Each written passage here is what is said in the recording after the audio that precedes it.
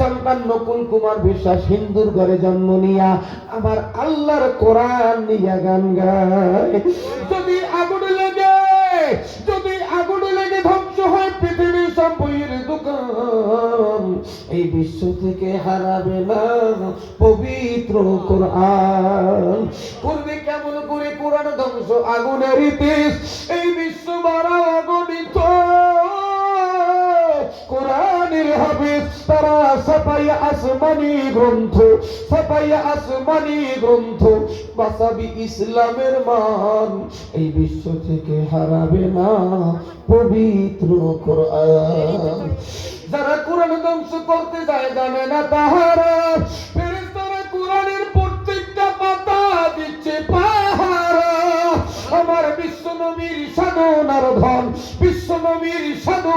ধন সারা দেশে বিদ্যমান, এই বিশ্ব থেকে হারাবে না পবিত্র কোরআন। পাকিস্তানের সিয়া মরণ দুর্ঘটনায় ভাই তার বিমান পুড়ে ছাই হয়েছে,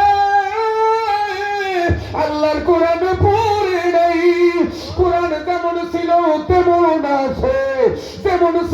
তেমন আছে, একটি সূরাও হয়নি মিলন, এই বিশ্ব থেকে হারাবে না পবিত্র কোরআন। বন্ধুরা, এই কোরআনের বিরুদ্ধে মামলা হয়, কলকাতা হাইকোর্টে মামলা হয়ে গেছে, কোরআন সাম্প্রদায়িক বলে মামলা হয়। এই কোরআনের বিরুদ্ধে যেই দিন রায় দিবে, বিচারপতি ছিল একজন মহিলা, আল্লাহর কোরআনের বিরুদ্ধে রায় দিবে, ওই দিন কোরআনের পক্ষে ইসলামের পক্ষে মুসলমানের পক্ষে লড়াই করার জন্য একজন হিন্দু পণ্ডিত কলকাতা হাইকোর্টে হাজির হয়ে গেছে। বিচারপতি ছিল একজন মহিলা, দাঁড়িয়ে গেছে। ওই হিন্দু পণ্ডিত কলকাতা ইউনিভার্সিটিতে লেকচারার ছিল, তার বহু বই পুস্তক লাগে কলেজ ইউনিভার্সিটিতে পড়ানো হয়। ওই মহিলা দাঁড়ায় বলে, গুরুজি ও ভারতের পণ্ডিত, আজকে আমি কোরআনের বিরুদ্ধে রায় দিব, আপনি কেন মুসলমানের পক্ষ অবলম্বন করলেন? আপনি হিন্দু পণ্ডিত হইয়া আপনি হিন্দুদের বিপক্ষে কেন চলে গেলেন? এইবারে হিন্দু পণ্ডিত ডাক দেয়া বলে, বিচারপতি রে, আমি দুইটা কোশ্চেন তোমারে করব, যদি আনসার দিতে পারো আমি কোরআনের বিরুদ্ধে লড়াই করব, আর যদি আনসার দিতে না পারো এই মুহূর্তে আমি ঘোষণা দিব, লা ইলাহা ইল্লাল্লাহ মুহাম্মাদুর রাসূলুল্লাহ। ওইবার হিন্দু পণ্ডিত দিকে, বিচারপতি আমার কোশ্চেন নাম্বার 1 তোমার কাছে জানবার চাই, যেই কোরআনের বিরুদ্ধে তুমি রায় দিবা, কোরআনের বিপক্ষে রায় দিবা, এই কোরআন তুমি তিলাওয়াত করতে জানো নি? কয় না। কোরআনের মধ্যে কি আছে তাও কি তুমি জানো? কয় না। আমি জানবার চাই, যেই মামলা সম্পর্কে তোমার জ্ঞান নাই, টোটালে কোনো জ্ঞান নাই, ওই মামলার বিপক্ষে রায় দেওয়ার অধিকার পৃথিবীতে কোন সংবিধানে আছে? আল্লাহু আকবার। তুই মামলা জানো না, মামলা সম্পর্কে ধারণা নেই, তুই দাঁড়িয়ে দিবি কি? ঠিক না? এইবার কোশ্চেন নাম্বার 2, বিচারপতি দাঁড়ানো ছিল, বসিয়া পড়ছে, চোখ দিয়া দরদর করিয়া পানি সারিয়ে দিছে। কোশ্চেন নাম্বার 2, ও বিচারপতি আমি জানবার চাই, এই পৃথিবীর মধ্যে যত ধর্মগ্রন্থ আছে, বাইবেল, গীতা, মহাভারত, ত্রিপিটক, বিজ্ঞানিকা, মনুস্মৃতি, ঋগ্বেদ, সামবেদ, যজুর্বেদ, অথর্ববেদ, রামায়ণ, তমাম পৃথিবীর বাইবেল যদি পুড়ে দেওয়া হয়, পারবে কি বাইবেলের হাতে আবার বাইবেল লিখতে? কয় না। কয় গীতা যদি পোড়ায় দেওয়া হয় পারবে কি গীতা লিখতে? কয় না। রামায়ণ যদি পোড়ায় দেওয়া হয় পারবে কি আবার রামায়ণ লিখতে? কয় না। বেদ যদি পোড়ায় দেওয়া হয় পারবে কি লিখতে? কয় না। তাই শোন, তমাম পৃথিবীর কাগজ কলমের কোরআন যদি পোড়ায় দেওয়া হয়, একটা কোরআনও দুনিয়ার মধ্যে অবশিষ্ট থাকবে না। জিন্দা কোরআন যার সিনার মধ্যে 30 পারা কোরআন আছে, প্র্যাকটিক্যাল কোরআনের সংখ্যা 3 কোটির উপরে আছে। যারা এই মঞ্চে দাঁড়াই, আদালতে দাঁড়াই, আলিফ লাম থেকে ওয়ান্নাস পর্যন্ত আবার শোনায়া দিতে পারবে। সুবহানাল্লাহ। আল্লাহর কোরআন কত দামি! মালাঘাট মুন্সিগঞ্জের বাইরে ইন্ডিয়া 24 পরগনার খাদি সাহেব এরকম কোরআনের মজলিসে বসছে, আল্লাহ কোরআনের ফায়দা শুনিয়া কাঁদতে কাঁদতে বাড়ি চলে গেল। রাতের বেলা বিবিরে যায় বলে, বিবিরে একদিন তো মরা লাগবে, একদিন কবরে যাওয়া লাগবে। তো প্রাণের বিবি, আমি এমন সন্তান রাখতে পারি নাই, আমি মারা গেলে দোয়া করবে, তোমার জন্য দোয়া করবে। সবকায় জারিয়ার কাজটা করি যেতে চাই, আমি মারা গেলেও এই সবটা আমার কবরে যাবে। আল্লাহ তো টাকা কম দেয় নাই বিবি রে, ব্যাংকে আমার কোটি কোটি টাকা আছে, আমার ইন্তেকালের পরে একটা টিপসই আর কাজে লাগবে না। ছেলেরাও টাকা দিয়ে আনন্দ ফুর্তি করবে বিবি। বিবি ডাক দিয়ে বলে, স্বামী গো, আপনি কি করতে চান আমার একটু বলেন, একটু মন খুলে বলেন। আল্লাহর বান্দা ডাক দিয়ে কয়, বিবি আমি একটা এতিমখানা করতে চাই, মাদ্রাসা করতে চাই, কোরআনি মাদ্রাসা। জোরে কোন সুবহানাল্লাহ।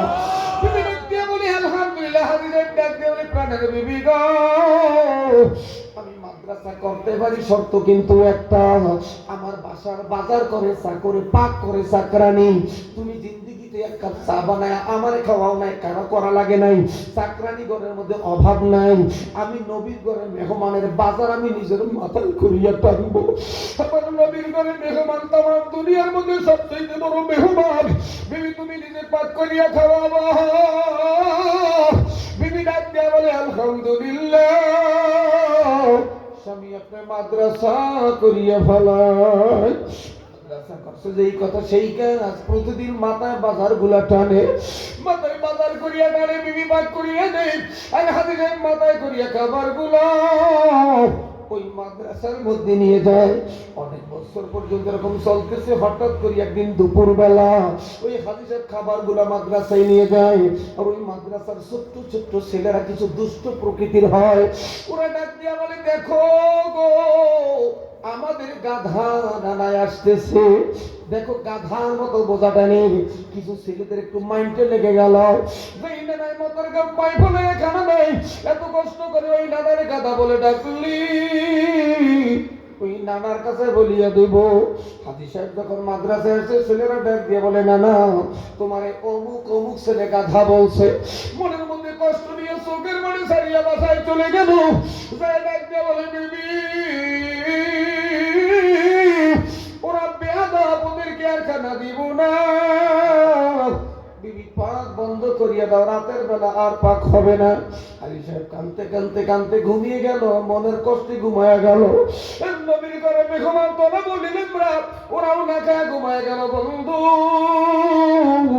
হাজী সাহেব ঘুমের মধ্যে স্বপ্নে দেখতে আসে ওনার ইন্তেকাল হয়ে গেছে, কিয়ামতের ময়দান কায়েম হয়ে গেছে, কিয়ামতের ময়দানে হাসরের ময়দান কায়েম হয়ে গেছে। পুলসিরাতের ঘুরাই নিয়ে দাঁড় করাইয়া দিয়েছে, সেই পুলসিরাতটা চুলে চাইতেছে, গদ্দলের চাইতে ধরানো। অমাবস্যা রাতের মতো আদা সাতটা জাহান্নাম ঢাল ঢাল করে জ্বলতে আছে। এই জাহান্নামের উপর দিয়া পুলসিরাত 30,000 বছরের রাস্তা পার হইতে পারে না। পুলসিরাতের গোড়ায় দাঁড়ায় দাঁড়ায় কাঁদবে, কেমনে পুলসিরাত পার হইয়া যাইবে এমন কাঁদতে শুরু করিয়া দিয়েছে। হঠাৎ করে তাকাই দেখে মাদ্রাসা চলা বলে একজন আর একজনের হাত ধরিয়া পুলসিরাতের উপরে দৌড়া দৌড়ি ওরা পুলসিরাতের উপরে দৌড়ায়। আর হাজী সাহেবের দিকে তাকায়, আবার না দেখার ভান করিয়া সামনে যায়। হাজী সাহেবের কান্নারও হারিয়ে গেছে। কত দূর যায় বলে, না না না, যাই না গায়ে বাজার কাপ পাই বলে আমাদেরকে খাওয়াইছে,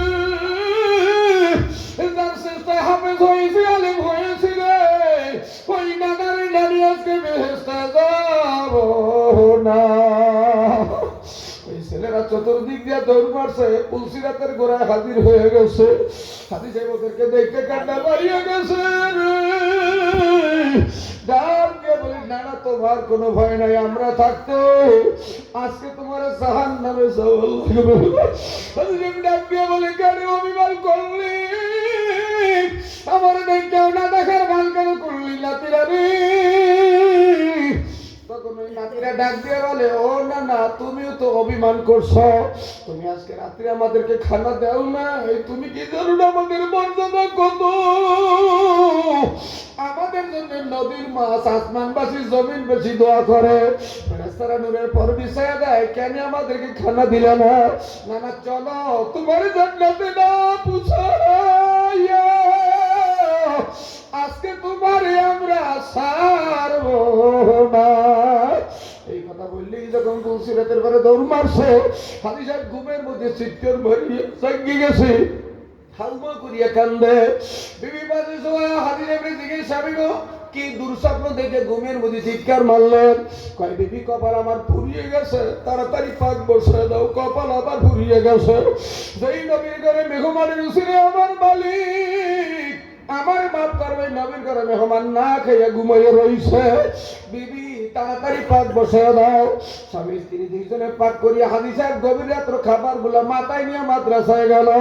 ছোট ছোট বাচ্চারা ঘুমে বিভোর হয়ে গেছে, ওই বাচ্চাদেরকে কেমনি ঘুম থেকে জাগাইবে?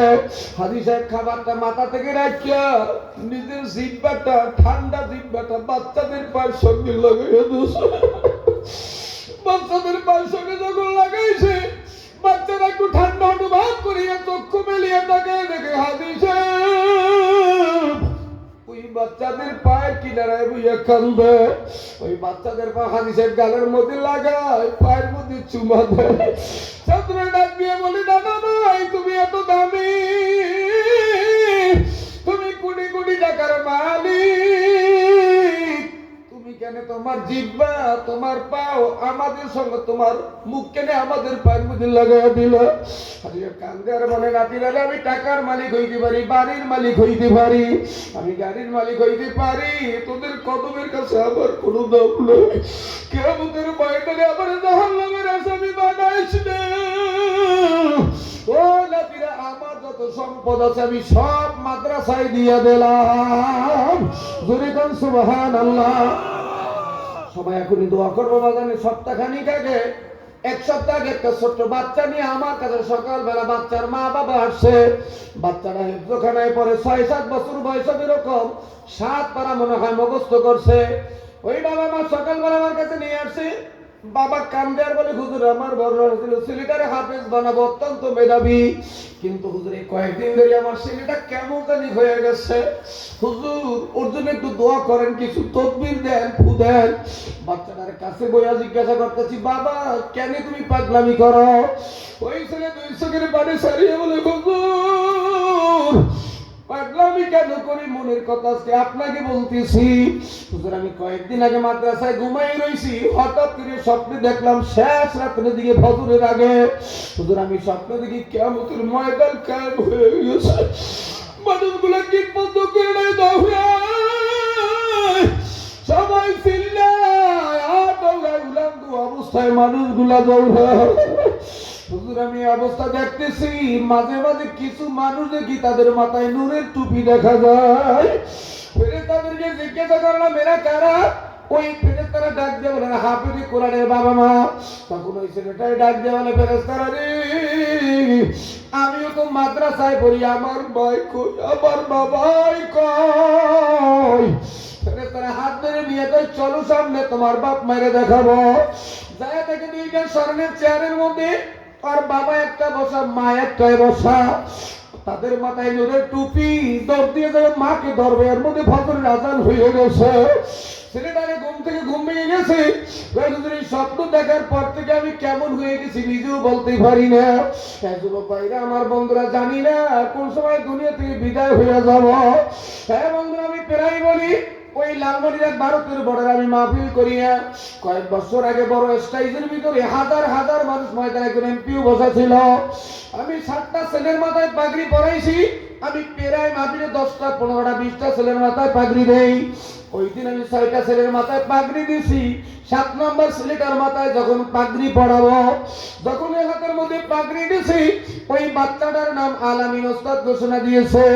বাচ্চাটা স্টেজের মধ্যে একটা চিৎকার মারিয়া স্টেজের মধ্যে পড়িয়ে খালি গইরা।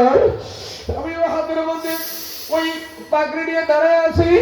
মুহতামিম মাদ্রাসার কানতে কানতে বসিয়া পড়ছে। আমি তার দিকে তাকায় বলি, ভাইজান, সব বাচ্চাদের মাথায় পাগড়ি পরাইলাম, ঈদের মতো আনন্দ তার বাবার মাথায় টুপি পরাই দিল। এই বাচ্চাদের মাথায় যখন পাগড়ি দেব, বাচ্চাটাও গড়ায় কান্না করে, আপনিও কেন কাঁদেন? মোহতামিম আমায় জড়ায় ধরিয়ে কাঁদে আর বলে, হুজুর বড় হৃদয় বিদারক ঘটনা। আজ থেকে 9 মাস আগে এই বাচ্চাটার মা ওই মাদ্রাসায় নিয়ে আসছে। হুজুর পর্দার আড়াল থেকে মা কাউরে আর বলে, হুজুর এই বাচ্চাটা আমার গর্ভে থাক তোর বাবা নিয়ত করছে এই বাচ্চাটার মাদ্রাসায় পড়াইবে হুজুর। ওর বাবা দুনিয়া থেকে বিদায় হয়ে গেছে, বাচ্চাটাই কোনোদিন বাবার চোখে দেখে নাই। ও দুনিয়ায় আসার আগেই বাবা বিদায় হয়ে গেছে। হুজুর 6 বছর 3 মাস ওর বয়স, আমি ওর মাদ্রাসায় দিয়ে গেলাম। আল্লাহ রাতে সবর্দ করি আপনি ওরে পড়াইবেন, হুজুর ওরে হাফেজ বানাইবেন, একটু আমার জন্য দোয়া করবে, বাবার জন্য দোয়া করবে। এই কথা বলি এই মা রওনা দিয়েছে হাইওয়ে রাস্তার সামনে। একটা বাস গাড়ি যাই এই মায়ের গাড়ি করে উঠে দিয়েছে, মাথার মগজ রাস্তার মধ্যে পড়িয়ে রয়েছে। হুজুরের বউ নাই, বাবু নাই, হুজুর মহায়তী। আজ থেকে 9 মাস আগে মাদ্রাসার মধ্যে ঢুকছে, মাত্র 9 মাসে 30 পারা কোরআন সিনার মধ্যে ঢুকাইছে। 9 মাসে 30 পারা কোরআন মুখস্থ করিয়ে ফেলাইছে।